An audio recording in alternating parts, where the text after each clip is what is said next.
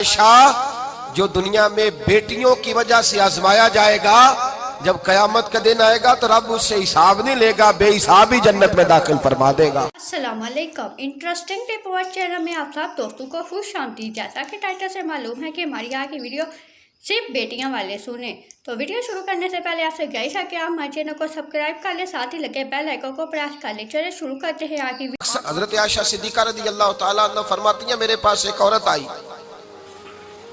تو میں نے اس کے ساتھ دو بیٹیاں تھی اس کی، میرے پاس 3 کھجوریں تھی، میں نے اس بی بی کو دے دی، 2 بیٹیاں تھی۔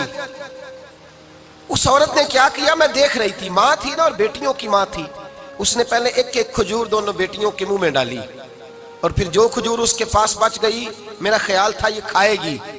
لیکن اس ماں نے اس کھجور کے 2 ٹکڑے کیے اور وہ بھی اپنی بیٹیوں کے منہ میں ڈالے۔ حضرت عائشہ صدیقہ فرماتی ہیں اس کا عمل اتنا حسین تھا،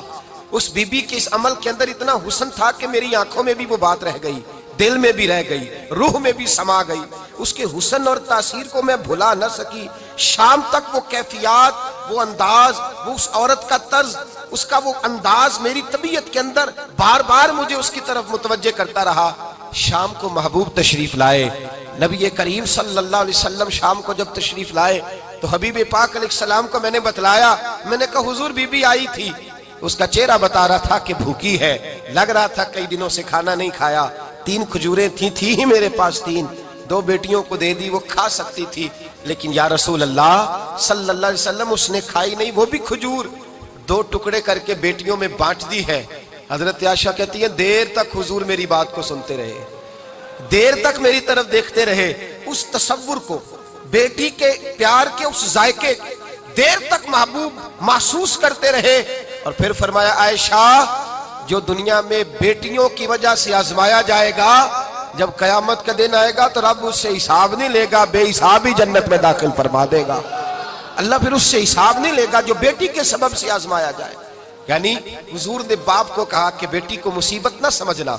اگر کبھی اس کے میکے سے جھگڑے کا پیغام بھی آ جائے،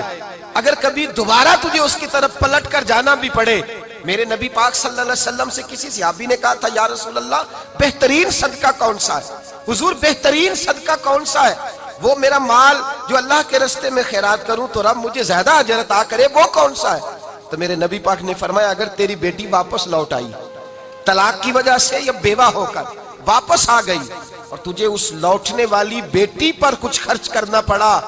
تو تیرے رسول کا وعدہ یہ ہے کہ اللہ تجھے اس روپے پر سب سے زیادہ اجر عطا فرمائے گا، اس پیسے پر اللہ تجھے سب سے زیادہ۔ انہیں بوجھ نہ جاننا، ان کی آزمائشوں پہ پریشان نہ ہونا۔ گھر کبھی بیٹی کا پیغام آ جائے کہ اس کو پھر سے یہ تکلیف ہوئی ہے، باپ سمجھنے لگا تھا کہ میں تو فارغ ہو گیا، نکاح کر کے میں فارغ ہو گیا، پھر اگر کبھی اسے پیغام آئے تو میرے مصطفیٰ کریم نے فرمایا وہ پریشان نہ ہو، وہ دکھی نہ ہو، بلکہ جو بیٹی کی وجہ سے آزمایا جائے گا اس سے تو حساب ہی نہیں لیا جائے گا، اللہ بغیر حساب ہی جنت عطا فرما دے گا۔ اتنا بڑا مقام، اتنی بڑی عظمت اور فضیلت اللہ کے رسول نے بیٹیوں کے ماں باپ کو عطا فرمائی۔